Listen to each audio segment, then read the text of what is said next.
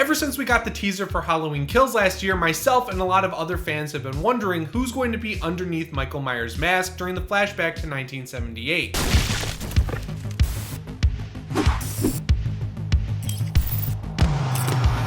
A lot of people immediately assumed it was James Jude Courtney or Nick Castle, but I wasn't so convinced because mainly neither of those guys have the same build as a 21-year-old Michael Myers. A few different names have popped up on IMDb and Instagram over the past few months, and I think I've even talked about a couple of them in past videos, but thanks to Nick Bond over at Dark Universe Horror Database, we actually know who's underneath the mask during the flashback. It's a stunt performer named Aaron Armstrong. He's been in some pretty big movies over the years like The Dark Knight Rises and John Wick Chapter 3, but the coolest thing of all that makes him pretty much the perfect person to play Michael in Halloween Kills is the fact that he's already played him in a fan film. It's called Friday the 31st, Michael vs. Jason, and it came back on YouTube all the way back in 2005. I'm gonna be honest, I clicked on the link not really expecting a whole lot because it's a YouTube fan film from almost 15 years ago, but honestly, it has some awesome kills, some great music, and over 2 million views, which is insane to me. Most importantly though, even though he is rocking a Halloween Resurrection mask, or at least what looks like it to me in the 240p greatness of 15 years ago YouTube, Armstrong absolutely nails the mannerisms and movements of Michael Myers. I think he is going to do a great job under the mask. So taking all of that into account, I am really excited to see how he does in Halloween Kills. And on the topic of the flashback, it really got me thinking about something my friend Charles said to me a few weeks back. He's actually the guy who repainted that mask behind me. I know it's out of focus, but it's really cool. What he was talking about was how back in Halloween 2018, the one thing that was sorely missing from that movie was the Myers house, even though it took place in Haddonfield, Illinois. And I guess, I don't know why I never noticed that, but it is a good point he made. The reasoning for that is pretty simple to guess. It probably comes down to the fact that the house is here in Pasadena, California, while Halloween 2018 was shot in Charleston, South Carolina. On top of that, it only had a $10 million budget, so it didn't really seem like something they needed to include in the movie. Oh, and I'm sure a lot of you diehard Halloween fans out there already know this, but the house was actually picked up and moved from its original location in the 40 years since Halloween was filmed, and now it's like a working business that's been completely restored. And while the owners are cool with people going and taking pictures in front of it, and every time I go to Pasadena, I see a ton of people out there taking pictures in front of it, it is not necessarily encouraged. Like, they straight up ask people not to go up on the porch to take the pictures. So I'm sure the people behind Halloween 2018 were like,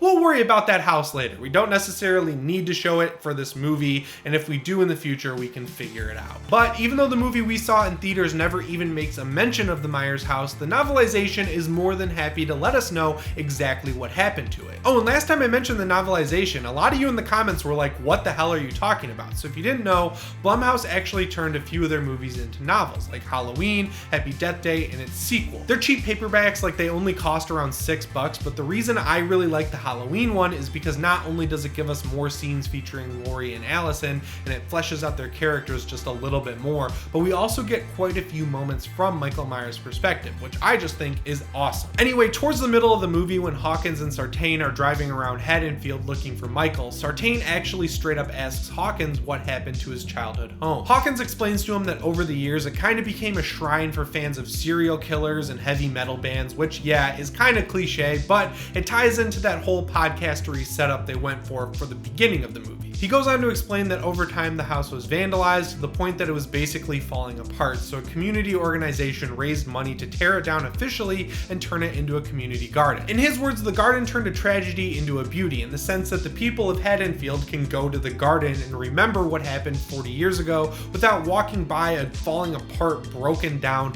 haunted looking house. That explanation makes it easy to assume that we won't be seeing the house in Halloween Kills or Halloween Ends, since both those movies take place after Halloween 2018. But then I thought about how the flashback might change things a bit. I mean, think about it. Thanks to the official teaser we got and all of the leaks that happened while they were filming the movie, we know that Michael Myers is going to encounter Lonnie Elam as a kid in Halloween Kills. And since we know pretty much everything Michael has going on in the original Halloween once night falls, there's basically a very limited window in which he can encounter Lonnie. And of course, that limited window takes place right after after Dr. Loomis scares him away from the Myers house porch. And looking back at my last video where I talked about an interview Robert Longstreet did, he might have already given us some hints that we will be seeing the Myers house in Halloween Kills. I mean, he straight up said that one of the most defining moments in Lonnie's life was when he chickened out on the porch of the Myers house back when he was a kid.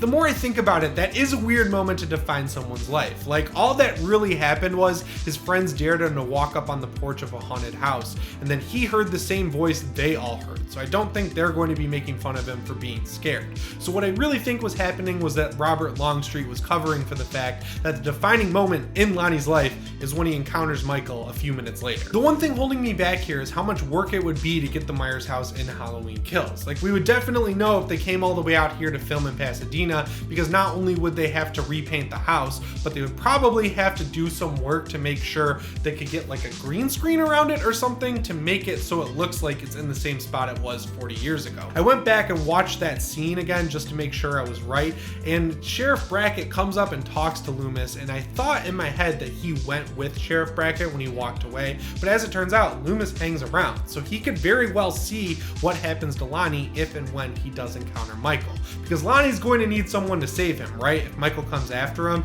he's not going to be able to just randomly run away. So if they are going to bring anyone back for that moment, it would really have to be Dr. Loomis, and I don't know if they're going to be able to do that. But that element of it might not be that hard to recreate, because not only do they have a sound-alike for Dr. Loomis, but they also have a lookalike. Yeah, way back before Halloween 2018 was even out, David Gordon Green did an interview where he said, "Our art director coincidentally on this movie looks exactly like Donald Pleasance. So we were like, we'll just get him to do it and we'll do this thing. And we'll recreate it. Like, who's so lucky on their own movie set to have a lookalike of the guy from 40 years ago?" They really wanted to go the extra mile. They could get that art director, they could get the sound-alike back, and they could recreate scenes very cleverly by shooting around his back or something like that. Maybe even use the same CGI technology they use in Star Wars, which honestly might be out of the budget of Halloween Kills, but I can dream. And then they could just recreate that moment in the original movie and show us more scenes from Halloween 1978, but recreated in 2019/2020. It sounds complicated, but movie magic exists, and I feel like they could pull it off. On top of that, they could also just shoot new scenes around what's already in the original Halloween, and again, that would be very hard since they'd have to get the tone and the atmosphere right, and make sure the color grading and like the film grain and all of that is exactly the same, because you would notice if it was cutting between new shots and old shots if they didn't do it exactly right. But it's something I would definitely like to see. And honestly, we have no idea how much extra footage they might have access to from the original Halloween. Like, if you remember, when the movie originally aired on TV, it had extra scenes in it that didn't make it into the theatrical cut. So there could be more footage or unused takes from Donald Pleasance from that moment. Like, we have no idea, but it would be pretty cool if they were able to create some new scenes. And as for whether or not I would want to see the Myers house come back, at this point, I'm all for it. At first, I was a little bit skeptical of how much fan service it seemed like was being thrown into this movie. I mean, between Haddonfield Memorial Hospital and Tommy and Lindsay and Nurse Marion Chambers and Sheriff Brackett and all these different characters coming back, it seemed like they were kind of going a little bit overboard,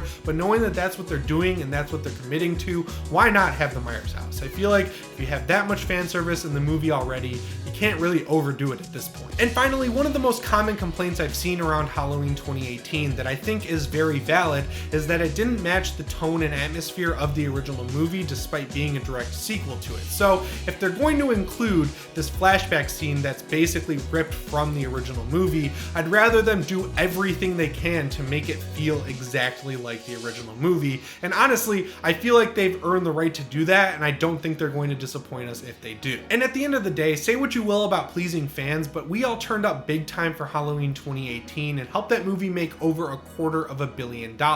So if they're going to throw in a few references here and there to say thanks to us for turning up, well, honestly, I'm okay with it. So that's all I have for you in my first video of 2020. It's officially the year of Halloween Kills, and I could not be more excited. If you want to keep up with all the Halloween news, make sure you subscribe and hit the notification bell, and let me know what you think of everything I talked about in this video down in the comments below. As always, my name is Jimmy Champane, and I'll see you in the next one. Shape on!